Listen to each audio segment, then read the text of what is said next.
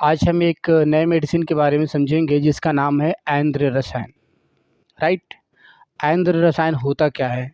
जैसे कि अगर आपको किसी ऐसी बीमारी से परेशानी आ रही हो जिससे आपके शरीर में कमज़ोरी बना रहता हो, या आप समय से पहले बूढ़ा महसूस करते हो, आपके चेहरे पे झुर्रियाँ या आपको थकावट रहता हो, ऐसा कोई भी सिम्पटम्स जो बुढ़ापे की तरफ लेकर जाता है, आपकी उम्र को कम कर रहा है, ऐसा लगता है कि मेरी लाइफ एक्सपेक्टेंसी कम हो रही है, जैसे कि आपको लगता है कि मैं ज़्यादा दिन तक नहीं जी पाऊँगा या जल्दी बूढ़ा हो जाऊँगा। इन सब चीज़ को दूर करने के लिए मेडिसिन है ऐंद्र रसायन। अगर आप इसका लगातार सेवन करते हैं तो इन सब चीज़ों में आपको काफ़ी लाभ मिलता है, यानी कि जो बुढ़ापा है वो आपको काफ़ी लेट से लाता है। इसके अलावा मेनली ये जो बीमारी है ये ब्रेन की है, जो मेध रसायन के रूप में हम इसको जानते हैं। मेध रसायन का मतलब है जो दिमाग की रिटेंशन पावर को बढ़ाता हो। जो भी चीज़ आप याद करें, जो भी चीज़ आप पढ़ें, उसको दिमाग में लंबे समय तक बसाए रखे, उसको याद करके रखे, उसको रिटेन करके रखे, इसकी कैपेसिटी को बढ़ाता है। तो हम इन्हीं सब चीज़ों के बारे में समझेंगे कि इस मेडिसिन का और किन फैक्टर में और किन किन रोगों में, किन किन डिजीज़ में इसका इस्तेमाल कर सकते हैं, और इसका क्या डोज होना चाहिए, और किस किस तरीके से रह सकते हैं और कैसे ले सकते हैं। अगर हम इसके लेने के बारे में अगर बात करें, तो लेने में आपको एक बात का ध्यान रखना होता है कि इस मेडिसिन का लेने के बाद आपको ये मेडिसिन जब पच जाए तो आपको चावल और दूध खाना चाहिए, और दूध में आप चाहें तो शक्कर डाल ले तो ज़्यादा बेहतर है, उसके अंदर घृत भी ले ले तो बेहतर है। घृत यानी कि घी। लेकिन कभी भी घी और जो शक्कर बोल दिया, मधु यानी कि शहद, घी और शहद लेनी है। घी और शहद अगर आप एक मात्रा में लेकर खाते हैं तो वो जहर है। यानी कि अगर सपोज कीजिए 5 ग्राम घी लेते हैं और 5 ग्राम ही शहद लेते हैं तो आपका जहर का काम करेगा। कभी भी इन दोनों को समान मात्रा में नहीं लेते हैं। तो इसीलिए आप चाहें तो आपके पास अगर शहद अवेलेबल ना हो तो आप शक्कर ले सकते हैं, यानी चीनी वगैरह भी ले सकते हैं, कोई दिक्कत नहीं है। लेकिन अगर आप शहद लेते हैं तो ज़्यादा फ़ायदा है, लेकिन मात्रा अलग अलग रखनी है। घी थोड़ा ज़्यादा कर ले तो शहद कम कर लें, या शहद ज़्यादा कर ले तो घी कम कर लें। और इसके पचने के बाद ही चावल में दूध, घी और शहद मिलाकर आप खाएं, और खाना पच जाए फिर आप नॉर्मल तरीके से रहें। ठीक है। दिन में एक बार आप इसे ले सकते हैं। तो हमें और कौन कौन चीज़ों में इसका इस्तेमाल करते हैं, उन सब चीज़ों के बारे में हम समझते हैं इस मेडिसिन के बारे में। अगर हम देखें तो पहला चीज़ है इसका कहाँ कहाँ लाभ है। ऐंद्र रसायन क्या है? अगर हम इसकी सबसे पहले ऐंद्र रसायन के बारे में समझे। ऐंद्री जो मैंने प्लांट पढ़ाया था, जो एक मेध रसायन के प्लांट थे, याद होगा। तो ये ऐंद्र, उसी ऐंद्री प्लांट से जो रसायन बनता है, जिसमें मेन ऐंद्र प्लांट की भूमिका होती है, मेन रोल जो प्ले करने वाला जिसमें प्लांट है वो ऐंद्र है। और भी इसके साथ साथ जुड़े हुए हैं, लेकिन जो ये मेन है वो ऐंद्र है। तो इसी से इसका नाम पड़ा है ऐंद्र रसायन। इसकी लाभ देखिए कहाँ कहाँ इस्तेमाल होता है, तो आप जरा ध्यान से देखिए, लिखा हुआ अकाल में वृद्धावस्था नहीं आती है। अकाल में वृद्धावस्था का क्या मतलब है? अकाल में वृद्धावस्था का मतलब है कि समय से पहले, काल मतलब कि आपके समय पे वृद्धावस्था आना। एक तो जीवन का ये सत्य है कि जो आदमी जन्म लिया एक दिन जवान होगा, एक दिन वो बूढ़ा होगा, यानी बुढ़ापा तो एक दिन आएगी आएगी।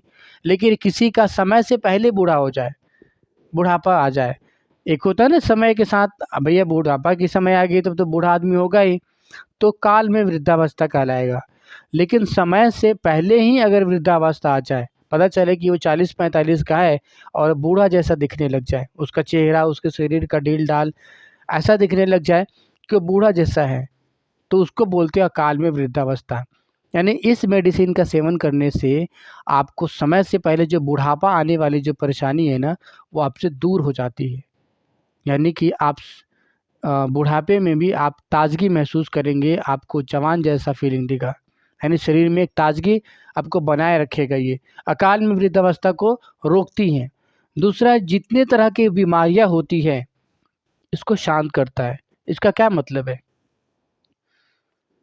बीमारियां शांत कैसे होती है? दो चीज़ें होती है।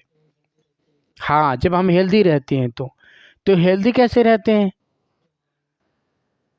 देखो, खान पीन अच्छा रखते हैं। खान पीन से क्या होता है? देखो, शरीर सही रहता है। इसका मतलब क्या है? इसका मतलब ये है कि हमारा जो एक इम्यून सिस्टम होता है जो किसी बीमारी से लड़ता है, तो एक तरफ बीमारी करने वाले पैथोजन, जिसको बैक्टीरिया, वायरस या जिस नाम से आप जानो वो, और दूसरा तरफ होता है हमारा शरीर। इन दोनों के बीच में भिड़ंत होती है।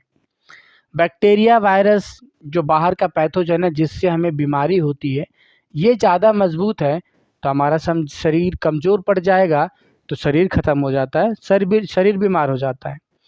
अगर हमारा शरीर मजबूत है जिससे हमें बीमारी नहीं होती है, तो बैक्टीरिया, वायरस, पैथोजन अगर ये कमज़ोर पड़ा तो हमारा शरीर इसको मार देता है, तो हमारा शरीर जीत जाता है और हम बच जाते हैं। तो इस मेडिसिन से होता क्या है? इस मेडिसिन से हमारे शरीर को मजबूत करता है, और इसी को मेडिकल टर्म में हम बोलते हैं इम्यून सिस्टम को मजबूत करना, यानी इम्यूनिटी को बढ़ाता है। जो हमारे शरीर के अंदर जो चीज़ होता है, जो किसी बीमारी से लड़ता है, बाहर के पैथोजन से लड़ता है, उसको हम इम्यूनिटी के नाम से जानते हैं। रोग प्रतिरोधक क्षमता इसको हिंदी में बोलते हैं। तो हमारे अंदर रोग से प्रतिरोध करने की क्षमता, यानी कि रोग से लड़ने की क्षमता पैदा जिस कारण से भी हो, और वो रोग से लड़ने की क्षमता, दैट मीन्स इम्यूनिटी, अगर हमारे अंदर अच्छी हो जाती है तो हम बीमार नहीं पड़ते। बाहर का कुछ भी हो, कोई भी बैक्टीरिया हो, हमें नुकसान नहीं कर सकता। अगर आप मजबूत पड़ोगे तो सामने वाला खुद कमज़ोर होकर ख़त्म हो जाएगा, या आप कमज़ोर पड़ोगे तो सामने वाला खुद आपको मार देगा। तो उसी तरीके से है, यानी कि इसके इस्तेमाल से होता क्या है, हमारा इम्यून सिस्टम बढ़ता है, इसीलिए सभी तरह के जो रोग होते हैं ना शांत होते हैं। इसीलिए बातें लिखी हुई है, रोग शांत होते। चरक ने, आचार्य चरक ने ये बातें यूं ही नहीं लिखी है। ठीक है, इसका मतलब है कि जितने तरह की चीज़ें आप खाते हैं उन सब चीज़ों से आपकी इम्यून सिस्टम अच्छी भी होती है और बुरी भी होती है। कुछ चीज़ें ऐसी होती है जो आपके इम्यून सिस्टम को अच्छा कर देता है, कुछ चीज़ें से आपकी इम्यून सिस्टम ख़राब हो जाती है। दोनों तरह के खाना, दोनों तरह का रहन सहन होता है। अगर आप इस मेडिसिन का रेगुलर इस्तेमाल करते हैं, यानी कि ये मेडिसिन एक हेल्दी व्यक्ति के लिए भी है, कोई लंबे समय तक स्वस्थ रहना चाहता है तो इसका सेवन कर सकता है और वो रोगों से दूर रह सकता है, बुढ़ापे को अपने पास आने से रोक सकता है। नेक्स्ट है, मेधा शक्ति को बढ़ाती है, इससे मेधा शक्ति बढ़ती है। मेधा शक्ति का क्या मतलब है?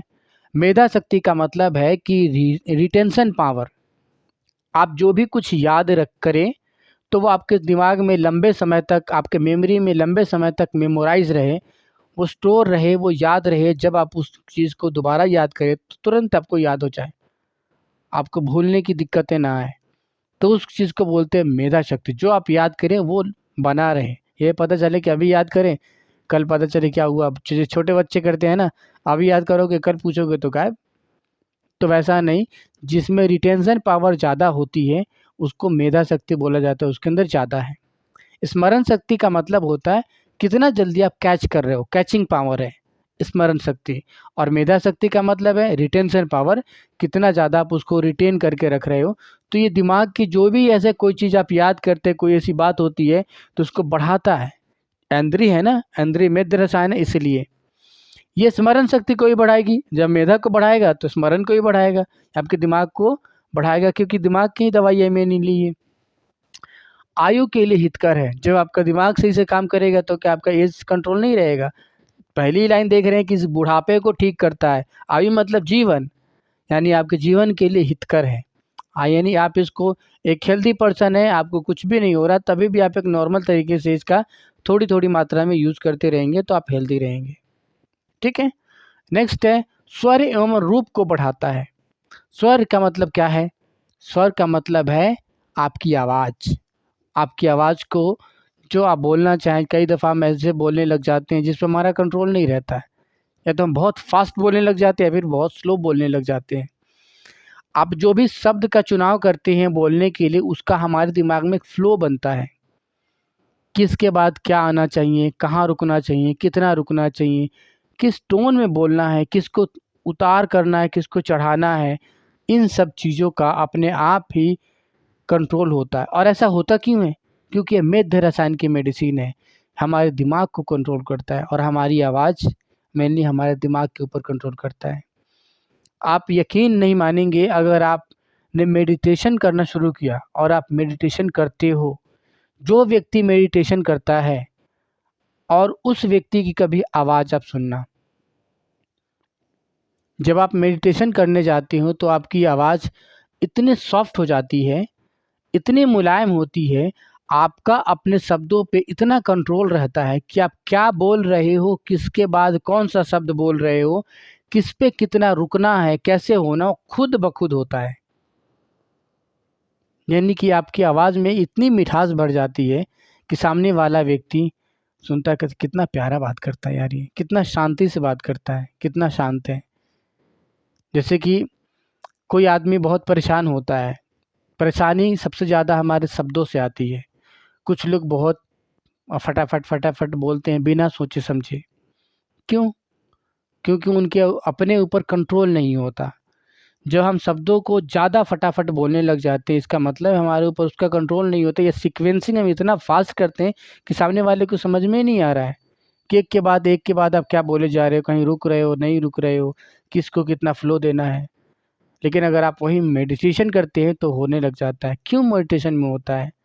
इसका यही कारण है कि मेडिटेशन से हमारा जो ब्रेन होता है ना, वो हमारे कंट्रोल में होता है, और ब्रेन से तो पूरा हमारा बॉडी कंट्रोल होता है।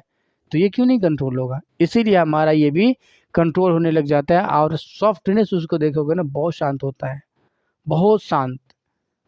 आपको बहुत ठंडक महसूस होगा उसकी बात सुन के। कोई मेडिटेशन करता है उनकी बात सुन के। मेडिटेशन किस तरह की होती है? मेडिटेशन वो वाला मेडिटेशन नहीं जो किसी चीज़ की जाप कर रहे हो। नहीं, मेडिटेशन का मतलब होता है ध्यान लगाना।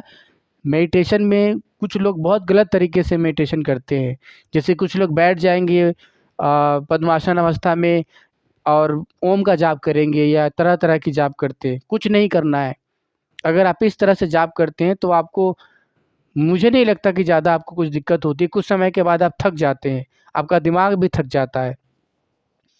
आपको थकाना नहीं होता, आपको अपने दिमाग को शांत करना होता है। अगर आप उसको ओम का उच्चारण ज़्यादा देर तक कर रहे हैं तो क्या होगा? आपके दिमाग में वाइब्रेशन जाएगी। जब वाइब्रेशन जाएगा तो कुछ समय के बाद आपके दिमाग थकेंगे। और जब थकावट आती है, जैसे मान लो आपने कहीं काम किया, काम करने के बाद, जैसे किसान खेतों में काम करता है, काम करने के बाद वो अपने घर पे आता है, थका हुआ रहता है, तो थकने के बाद क्या करता है? तुरंत सो जाता है, उसको नींद आती है।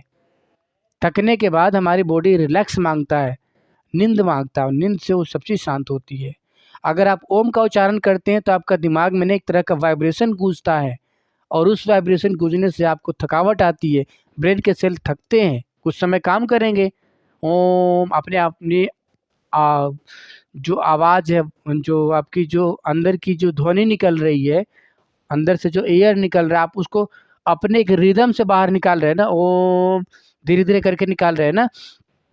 तो इससे क्या हो रहा है? आपकी एनर्जी लग रही है उसके ऊपर निकालने में। सांस भी ले रहे हैं अपनी मर्जी से, सांस भी ले रहे हैं अपनी मर्जी से, छोड़ रहे हैं धीरे धीरे। ये एनर्जी वाला एक्टिव रोल है, ये एक्टिव एनर्जी इसमें काम कर रहा है। तो एक्टिव में एनर्जी लॉस होती है। अब एनर्जी आपकी बॉडी की जा रही है तो थकावट तो आपकी आएगी। आपका फेफड़ा थक जाएगा, आपका दिमाग थक जाएगा। कुछ समय के बाद आप थक जाएंगे, मुश्किल से 20 मिनट तक भी आप नहीं टिक पाएंगे। 10-15 मिनट के बाद ही आप बस अपना ओम का जाप तोड़ ताड़ के बैठ जाएंगे। तो ओम का जाप करना एक सही तरीका नहीं होता मेडिटेशन में। आप किसी और चीज़ में कर सकते हैं। मेरा अपना जो तजुर्बा है, जब मैंने मेडिटेशन किया था और मैं करता था, फिलहाल मैंने छोड़ दिया है उसको, कुछ कारण आ गया था उस कारण से। जब आप मेडिटेशन करें तो ध्यान रखें कि उसमें ओम ना करें, जो मैंने सीखा है। हालांकि मैंने अभी तक जितने भी किताबें में पढ़ा है और लोगों से सुना है, देखा है, अधिकतर लोग एक सजेस्ट करते हैं कि आप ओम का जाप करें, बट मैं इसको नहीं मानता। मेरा मानना है आप इसकी बजाय आप खुद को शांत करें। इसके पीछे मेरा एक लॉजिक है। पहला लॉजिक तो ये है कि आप जब ओम का उच्चारण करेंगे तो आपका दिमाग, फेफड़ा, पूरा शरीर थक जाएगा और ज़्यादा देर तक आप बैठ नहीं पाएंगे। इस कारण से थकावट होगी और आपको नींद आएगा, और आप मेडिटेशन नहीं, पता चले कि आप पद्मासन में बैठ के सो रहे हो, नींद ले रहे हो। तो आप थक जाओगे। दूसरा कारण क्या होता है, सबसे बड़ी चीज़, मेडिटेशन का मतलब है ध्यान। ध्यान का मतलब क्या होता है, मन को आत्मा के अंदर डालना, उसके अंदर अपने आप को कर देना। तो जब मन को हम आत्मा के अंदर डालते हैं तो उसके क्या तरीका है, यानी कि मन को और मन से जुड़ी हुई हर एक चीज़ को आप अपने आत्मा में विलीन कर दो। तो इसके कैसे करते हैं, इसका मतलब है कि आपको इस तरीके से करना होता है कि आपकी जितनी ज्ञान इंद्रियाँ है, कर्म इंद्रियाँ है, उन सब चीज़ को रोकना होता है। यानी कि बाहर से किसी तरह का सप्रेशन आ रहा है, संप्रेषण को, हर एक आवाज़ को रोकना है, अंदर की जो आवाज़ें है उसको भी रोकना है। तो बाहर की आवाज़ रोकने के लिए आप क्या करेंगे, आप ऐसी जगह पे बैठे जहाँ से बाहर की शोरगुल नहीं आता हो। इसलिए तो पहले लोग जब मेडिटेशन करते थे तो जंगलों की तरफ रुख करते थे। क्यों? क्योंकि जंगलों की तरफ रुख करने का यही कारण था कि बाहर जो नगर का यानी सिटी का जो भी शोरगुल है उससे दूर रह सके, ताकि उनके कानों में वो सब चीज़ें ना जाए। आँखों से जो भी चीज़ें हम देखते हैं उन सब चीज़ों को ऐसा चीज़ ना देखे जो मन आँख भयभीत रहते हैं, अपने आँखों को बंद कर ले, शांत जगह पे रहे। आपका जो एक जीभ होता है वो भी आपको ज्ञान का स्रोत होता है, आपको तरह तरह के टेस्ट देता है। तो आप अपने जीभ को बंद रखें, मुंह बंद कर रखें। नाक होता है, आप ऐसी जगह रखें तो अपनी सांसों के ऊपर ध्यान रखें, ताकि नाक के अंदर जो सप्रेशन आ रहा है वो ध्यान ही नहीं जाएगा उसके ऊपर। इस तरीके से, और आप अपने शरीर को दूसरे ऐसे विकृत अवस्था में या किसी ऐसी कंडीशन में रख के मत बैठाएं, एकदम ऐसे नॉर्मल तरीके से बैठे जिसमें आपके शरीर की ऊर्जा बहुत कम लगे। यानी कि आपको पैसिव मोड में बैठना है, एक्टिव मोड में नहीं बैठना है। अगर आप एक पद्मासन में ओम कैसे करके बैठते हैं ना, ये इससे क्या होगा ना, आपकी ऐसे हमेशा खिंचावट बनी रहेगी। जब ऐसे खींच के बैठेंगे तो आप इसको तान कर रखेंगे ना, सीधा करके रखेंगे, टाइट रखेंगे। जब अपने हाथों को टाइट रखेंगे तो इस टाइट करने में तो एनर्जी लगती है भाई, लेकिन जब आप इसी को ऐसे ग्रैप्स करके ऐसे बैठा लेंगे, इसमें कहाँ एनर्जी लग रही है, ये तो नॉर्मल पोजीशन है। अब इन दोनों को बांध देंगे तो एक बंधन बन जाएगा, वो जोड़ देगा आपको, आपकी चारों तरफ से कवरिंग से लगा देगा। और ऐसे बैठेंगे तो वो बंधन तो बनेगा, लेकिन ये होगा कि आपको ऐसे अपने हाथ को ऐसे करने में एनर्जी लग रहा है भैया, तो एनर्जी क्रॉस होगा। तो आपको बैठने की सही पोजीशन भी एक पता होनी चाहिए। पद्मासन में बैठे या किसी भी रिलैक्स पोजीशन में बैठे, आप ऐसे बैठे जिसमें आपकी एनर्जी कम से कम लगे। अपने बाहर के एनवायरनमेंट ठीक करें, अंदर के एनवायरनमेंट ठीक करें, और केवल अपने सांस को देखें, ताकि विचार को, अंदर की चीज़ों को रोकना है। तो इस तरह से मेडिटेशन करने से काफ़ी जल्दी ही जो चीज़ आप करना चाहते हो उसके ऊपर आ जाता है। आपके जो थॉट्स होते हैं वो ख़त्म होते हैं। कुल मिला के मेडिटेशन से हमारा जो थॉट होता है उसको मारना है, जो अनवांटेड है। जैसे हमारा दिमाग बिना सोचे रह नहीं सकता ना, उसी सोच को जब हम चाहें तभी सोचें। मेडिटेशन का ये पर्पज़ है कि हम अपने दिमाग की सोच को अपने कंट्रोल में रखें। जब हम किसी चीज़ की इच्छा करें तभी वो हमारे दिमाग में जन्म ले वो बात, इच्छा ना करे तो वो जन्म ना ले। यही मेडिटेशन है, और कुछ भी नहीं है। यानी अपने थॉट को अपने कंट्रोल में रखना। तो जब हम स्वर कर यानी कि इस मेडिसिन का इस्तेमाल करके आप जो अपनी आपकी आवाज़ है वो कंट्रोल में हो जाता है, अच्छी आवाज़ बन जाता है। रूप यानी कि आपका जो चेहरा है, जो कांति, आपके शरीर की शाइनिंग है, चेहरे की शाइनिंग है, वो काफ़ी बढ़ा हुआ रहता है। यानी कि आप काफ़ी यंग सा लगते हैं। अगर आपने गलती से आपने विष का सेवन कर लिया, जहर का, कोई पॉइजनस फूड खा लिया, कोई पॉइजन चीज़ ले ली, या किसी ने आपको दे दी, तो अगर आप इसका इस्तेमाल रेगुलर तौर पे करते हैं तो आपके शरीर पे फिर वो विष का जहर भी नहीं पड़ेगा। या सांप बिच्छू जो इस तरह से जानवर होते हैं, अगर आपको काट कुट लिया तो उसके विषैले प्रभाव भी आपके शरीर के ऊपर उतने नहीं देखने को मिलेंगे। यानी उससे भी ये ठीक करता है। मारन मोहन का मतलब क्या है? मारन का मतलब होता है, जैसे कि जादू टोना आप जानते हो ना, जादू टोना का मतलब होता है कि किसी ने भूत प्रेत कर दिया है, अंतर मंतर जंतर जो भी चीज़ें होता है वो करा दिया है, उसी के ऊपर कुछ डाल दिया है, ऊपरी हवा, तरह तरह की बोलते हैं ना, अलग अलग रीजन में अलग अलग नाम से बोलते हैं। पूरे भारत में इसका चलन बना हुआ है। अब तो और ज़्यादा प्रकोपित हो रहा है भैया, पहले तो ख़त्म हो गया था कुछ समय, फिर से ये मार्केट में आ रहा है ये। तो मारन मोहन का एक्चुअली मतलब क्या है? मारन मोहन का मतलब है मानसिक दुविधा। यानी कि आपके दिमाग की एक ऐसी स्थिति जिस समय आपके दिमाग सोचने समझने और एनालिसिस करने के कैपेबल ना हो, या आपकी अपने माइंड की एक ऐसी स्थिति में अपने आप को डाल देना कि जिस समय आप कुछ सोच नहीं पा रहे हो, जिस समय आप कुछ समझ नहीं पा रहे हो, उस स्थिति को हम बोलते हैं मारन मोहन। और इसी को मोहन को बोलते हैं मोहित करना, जिससे आकर्षित करना, किसी को मोह लेना। मारन यानी किसी को मार देना जादू टोना करके। तो क्या होता है, किसी को आकर्षित कब करते हो आप? जब वो आदमी अपने बस में नहीं है। और अपने बस में इंसान कब नहीं होता है? जब उसकी दिमाग की स्थिति ठीक नहीं रहती, तभी होता है ना। तो कुल मिला के मारन मोहन का मतलब ये है और जादू टोना का मतलब ये है कि आपकी अपनी मानसिक स्थिति आपके अंडर में नहीं, बस की खराब हो चुकी है। तो इस तरह की ऐसा कोई चीज़ यानी जादू टोना वाली ऐसा कोई बात भी होता है, चाहे आप जादू टोना मानते हैं, अगर आप इन सब चीज़ों में विश्वास करते हैं तो जादू टोना मान के समझ लीजिए, और नहीं तो साइंटिफिक तरीके से अगर आपको मानना है तो या जानना है तो आप इस तरह से समझ लीजिए कि आपकी मानसिक स्थिति ठीक नहीं है। इसी चीज़ को हम मारन मोहन बोलते हैं। इन सभी चीज़ों को, मानसिक स्थितियों को शांत करती है, यानी कि जादू टोना को भी ठीक करती है। अगर आप उस तरह समझना चाहें तो, साइंटिफिक तरीके से समझना चाहें तो आपकी जो मानसिक स्थिति जो खराब हो रही है उसको ठीक करता है। देखिए इसका इस्तेमाल सबसे ज़्यादा किस चीज़ में है, एक और चीज़ है सफ़ेद कुष्ठ।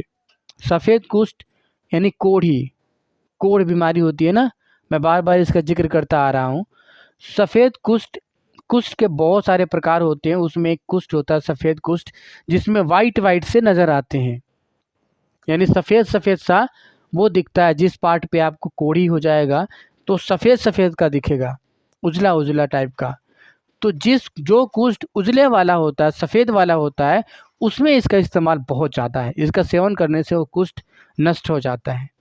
सफ़ेद कुष्ठ में, उदर रोग में, पेट का कोई बीमारी हो, या फिर प्लीहा वृद्धि में। प्लीहा वृद्धि का मतलब है स्प्लीन का बढ़ जाना। स्प्लीन कोई अंग में अगर बढ़ जाता है तो स्प्लीन के बढ़ने के कई सारे कारण हैं। पहला कारण तो है इन्फेक्शन, दूसरा कारण है अनीमिया, या तीसरा कारण है मलेरिया या कोई और चीज़, किसी भी कारण से अनीमिया। जब आपके बॉडी में अनीमिया आती है तो आपके बॉडी में आरबीसी, मैंने समझाया है कि वो टूटने लग जाता है। टूटता है तो हमारे बॉडी के जितने भी ब्लड के कंपोनेंट है, मेनली आरबीसी का, टूट के मर मरा के बेचारा कहीं ना कहीं तो दफन होगा ना। वहाँ तो जलाया नहीं जाता है, तो वहाँ दफनाया जाता है।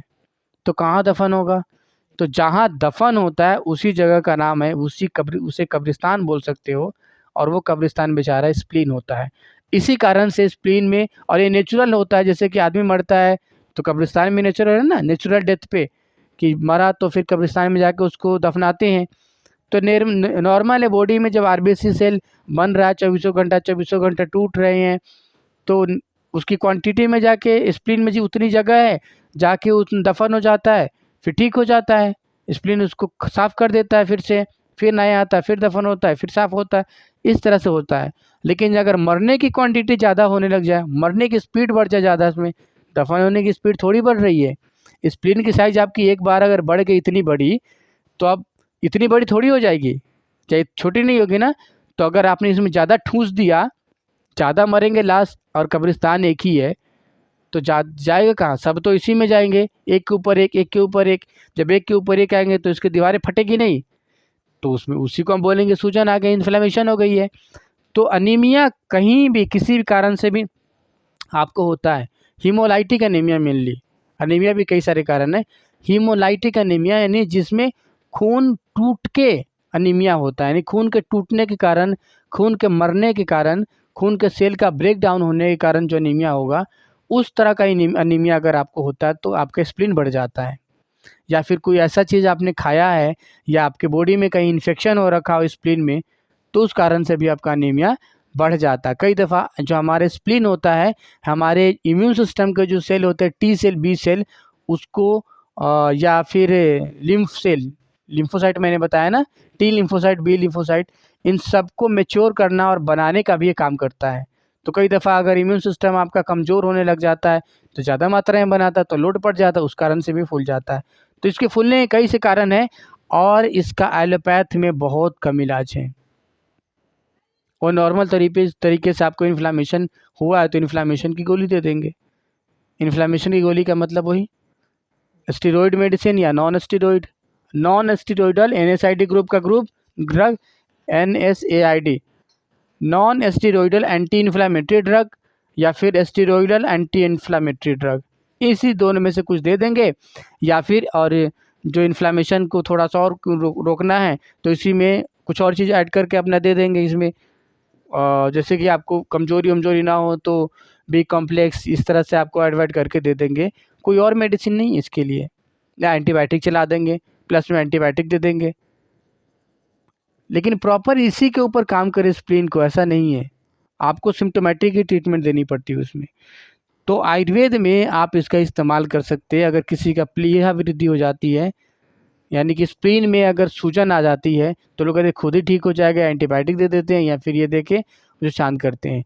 लेकिन प्रॉपर तरीके से अगर आप इसको ट्रीटमेंट चाहिए तो ऐंद्र रसायन का इस्तेमाल करके आप अपने स्प्लीन के अंदर के सूजन को दूर कर सकते हैं।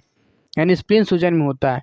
गुल में कुछ लोग जब उम्र ज़्यादा बढ़ती है, 35-40 से ऊपर होने लग जाता है, या ऐसा काम जिसमें बैठने का ज़्यादा होता है, तो पेट में ज़्यादा गैस बनती है। पेट में गैस के गोले कभी इधर कभी इधर कभी इधर कभी इधर, गर्मी में और बरसात के समय में बहुत ज़्यादा होता है। जब इस तरह की समस्याएं या पेट में गैस के गोले ज़्यादा बनते हो या बनने लग जाए, अब ये कैसे पहचाने कि पेट में ज़्यादा गैस बनती है, गैस का गोला या किसी और चीज़ का गोला है? तो कभी इधर अगर सा लगेगा बज्जर बज्जर, या टफ टफ सा लगेगा, या फिर इधर होने लग जाएगा, कभी इधर कभी, मतलब एक निश्चित जगह एक पे नहीं रहेगा, अलग अलग टाइम पे देखेंगे, कभी यहाँ आपको मूव ऑन करता रहेगा, तो उसका मतलब है गुल में गैस का गोला है। तो पेट में गैस का जब गोला बने, या जीर्ण विषम ज्वर, जीर्ण विषम ज्वर, जीर्ण का मतलब पुराना, विषम ज्वर का मतलब है कभी आता हो कभी जाता हो, कभी तेज हो जाता हो कभी कम हो जाता हो, यानी कोई तरीके से नहीं आता हो बुखार। यानी कभी सुबह में आया, शाम को ठीक हो गया, फिर दोपहर, सुबह में नहीं आया, दोपहर में आ गया, फिर कभी आया तो बहुत तेज़ी से आया, कभी आया तो बहुत स्लो से आया, कभी कभी बना हुआ है 2-3 दिन तक, कभी है 1-2 दिन तक छुट्टी हो गया, फिर से आ गया। इस तरह का जो बिल्कुल रैंडम होता है उसको हम विषम ज्वर या रैंडम फीवर बोल सकते हो। कभी भी आता है, कभी भी जाता है, कभी तेज़ कभी हाई। तो इस और पुराना बुखार हो तो इस तरह के बुखार में भी अगर आप इसका इस्तेमाल करते हैं ये ऐंद्र रसायन का, तो काफ़ी ज़्यादा लाभ मिलता है। मूर्छा, मूर्छा का मतलब होता है बेहोशी। यानी आपको अगर बेहोशी आ जाती हो और इस बेहोशी से आपके दिमाग के ऊपर अगर पूरा असर पड़ता हो, यानी कि आपको याद करने की शक्ति आपका मिस हो जाए। जैसे कुछ होता है ना, जब आदमी बेहोश होता है और बेहोशी टूटता है, आपने देखा होगा आमतौर पे बेहोशी में ये होता है कि बेहोशी टूटता है तो इंसान को सब कुछ याद रहता है। लेकिन कुछ बेहोशी ऐसी होती है कि आप जैसे होश में आओगे तो आपको बातें याद नहीं रहेगी, आपका सर भारी भारी सा रहेगा, झंझनाता हुआ सा लगेगा, ऐसा लगेगा कि जैसे मुझे कुछ भूल गया, मैं कहाँ हूँ, मैं कौन हूँ। देखते ना, जैसे यार ये तो याद ही भूल गया है, दिमाग की बत्ती गुल हो गई, ऐसे ऐसे लोग कमेंट करते हैं ना। तो ऐसा बेहोशी जिससे आपकी याद शक्ति भूल जाए, दिमाग की रिटेंशन पावर कम हो जाए, ग्रैस्पिंग पावर कम हो जाए, आप दिमाग काम ना करें, उस तरह की बेहोशी हो, उस तरह के बेहोशी को मूर्छा बोलते हैं। ऐसा मूर्छा आता हो, अपस्मार यानी कि आपको मिर्गी आता हो, या फिर उन्माद यानी दिमाग में पागलपन के दौरे पड़ते हो, या आपके बॉडी में ज़्यादा वात बढ़ने से पेट में गुड़गुड़ाहट, या मैन बेचैन यानी बेचैनी रहता हो, एंग्जाइटी रहती हो, नींद नहीं आता हो, इन सभी चीज़ों में आप इस ऐंद्र रसायन का उपयोग कर सकते हैं। तो मेनली अगर इसका काम देखोगे तो ये है इसमें, हालांकि इन सभी चीज़ों को ये आपको दूर करता है। ये कुल मिला के ये दिमाग को बहुत ज़्यादा एनहेंस करता है ऐंद्र रसायन ये, और आपके शरीर को पुष्ट करता है, शरीर को मजबूत करता है। जो याद करेंगे, जो पढ़ेंगे वो रहेगा, जो समझेंगे वो आपके दिमाग में बना रहेगा। तो ऐंद्र रसायन का हमारा इतना सारा यूज़ है। आप इसे गूगल पे या कहीं शॉपिंग साइट पे, अमेज़न, फ्लिपकार्ट या किसी और साइट पे अगर आप इसको सर्च करेंगे, ये नाम लिखेंगे ऐंद्र रसायन, तो आपको बड़ी आसानी से मिल जाएगा। कहीं पर भी ऐंद्र रसायन आप इसको टाइप करेंगे, ऐंद्र रसायन से ही आएगा। चाहे इंग्लिश में लिखे चाहे हिंदी में लिखे, ऐंद्र रसायन ही लिखना है। इसका हिंदी में कन्वर्जन, इंग्लिश में कन्वर्जन नहीं है। जो भी दवाइयों का नाम होता है आयुर्वेदिक दवाई, ऐंद्र रसायन है तो उसको ऐंद्र रसायन ही आपको लिखना है, ऐसे ऐंद्र ऐसे करके लिखना है। ठीक है, इसका मतलब ये नहीं कि आपको इसका इंग्लिश में कुछ और बोलते हैं, नहीं। ये कोई प्लांट नहीं है, ये दवाई है, ये मेडिसिन है ये। ठीक है, तो मेनली इसका काम ये था, ब्रेन को लेके था, स्प्लीन को लेके था, और कुष्ठ को लेके था, कोढ़ी को लेके। स्किन डिजीज़ का एक ऐसा डिजीज़ जिसमें स्किन में वाइट वाइट से चकत्ते बनते हो और हाथ पांव टूट टूट के गिरते हो। इसका दवाई जब आप इसको लेंगे और इसका डोज आप देखेंगे तो उसमें आपको मिल जाएगा, लिखा हुआ उसके ऊपर रहेगा। हर एक व्यक्ति का डोज उसकी उम्र के हिसाब से, उसके वजन के हिसाब से होता है, तो इसलिए हम इसको ऐसा नहीं बता सकते हैं। आप इसे लेंगे तो किस व्यक्ति के लिए ले रहे हैं उसके ऊपर डिपेंड करेगा ये, ठीक है, और उसके ऊपर लिखा रहेगा। चलिए ठीक।